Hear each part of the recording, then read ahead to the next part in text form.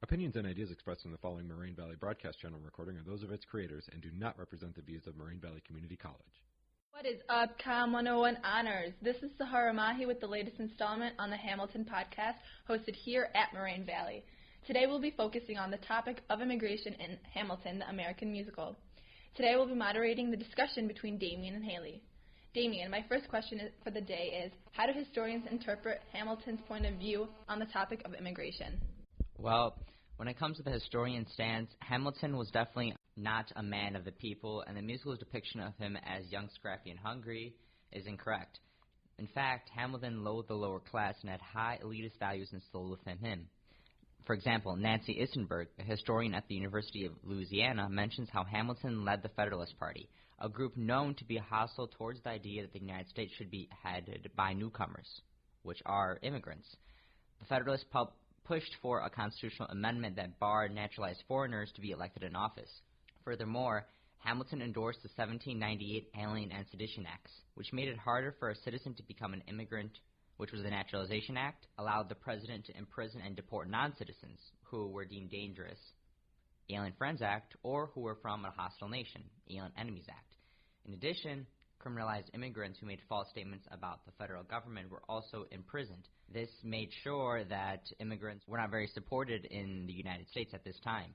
So by Hamilton leading this Federalist Party and endorsing these different types of acts, it's very clear that historians see that Hamilton was anti-immigration at this time in the country. I believe that throughout history, Alexander Hamilton has fluctuated on his stance on the issue of immigration.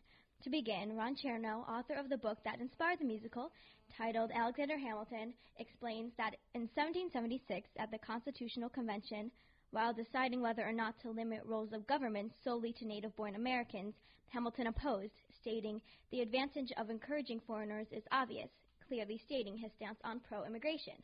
Later, in 1791, while proposing his financial expansion plan, historians Wayne A. Cornelius, Philip L. Martin, and James Frank Hallerfeld observed that Alexander Hamilton warned Congress that if the United States were developed into an industrial power, immigration would have to be encouraged, so as to offset the scarcity of hands and the dearness of labor, again reaffirming the pro-immigration stance.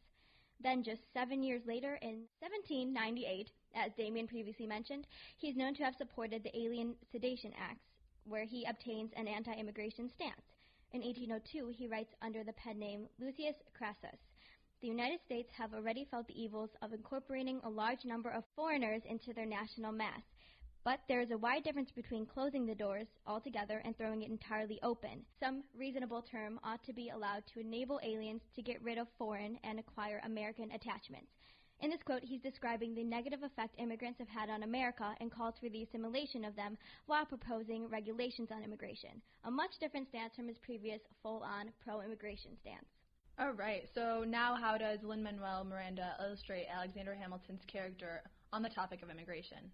Lin-Manuel Miranda paints a beautiful picture of immigration in Hamilton, the American musical. For example, in the song The Battle of Yorktown, the quote is, "Immigrants, we get the job done."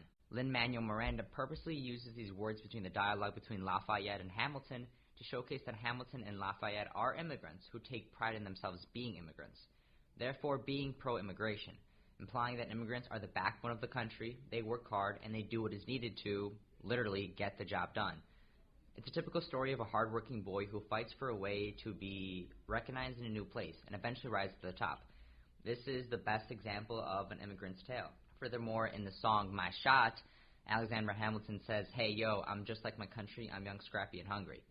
He refers to himself to the other immigrants who are fighting for their chance to be recognized and achieve greatness in a promising and growing country. Basically, he's saying that I'm like the rest of my country and I support immigration. Without me, there is no country. And he establishes himself as the face of the masses. In the song The World Was Wide Enough, Hamilton says, "A place where even orphan immigrants can leave their fingerprints and rise up." Alexander is seen to believe America is a place open to immigrants, and here they get a chance to rise up and make a successful life for themselves.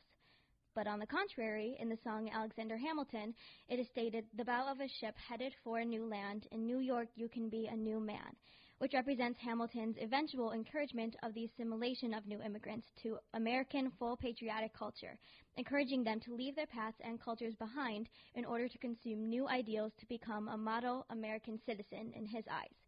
Eventually, the musical displays his vying for anti-immigration. In the musical, it is repeatedly stated that Hamilton was a member of the Federalist Party. For example, in the song Election of 1800, it says, "Dear Mr. Hamilton, your fellow Federalists would like to know how you'll be voting." The musical recognizes Hamilton was a representative from the Federalist Party whom supported the Alien and Sedition Acts, which is a view of anti-immigration politicians. So, do you believe the musical portrayed his stance on immigration correctly? I believe the answer is yes and no. It doesn't clearly display his view on immigration. The character Hamilton wasn't clearly balanced on the issue of immigration. There is contradiction when it comes to his views. For example, in the quote that Haley previously just mentioned, "The bow of a ship headed for a new land. In New York you can be a new man," it's basically saying that yes, you can come to this country and you can be this new person, but you need to drop your culture and your traditions, and you can be just like the other average American. So he wouldn't be an immigrant anymore. An immigrant brings their culture and their past, while other lines in the play contradict this statement, saying that this is a place where orphan immigrants can leave their fingerprints and rise up. They need to make their status known to others as immigrants and let others follow in their footsteps by setting examples on how to rise up by using your immigrant way of life that encompasses your culture and background. So basically, there is contradiction when it comes to Hamilton and the musical's depiction on immigration because it's not a balanced issue.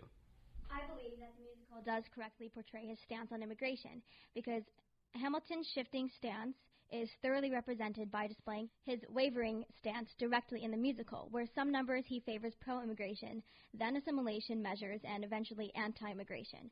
I believe in real life he often contradicted himself with his views, and this took place in the musical as well. So I believe the interpretation of the character, along with his stance on immigration, was indeed accurate. Wow, this was a rather interesting discussion. Thank you guys for sharing your time, opinions, and efforts today, and have a great day.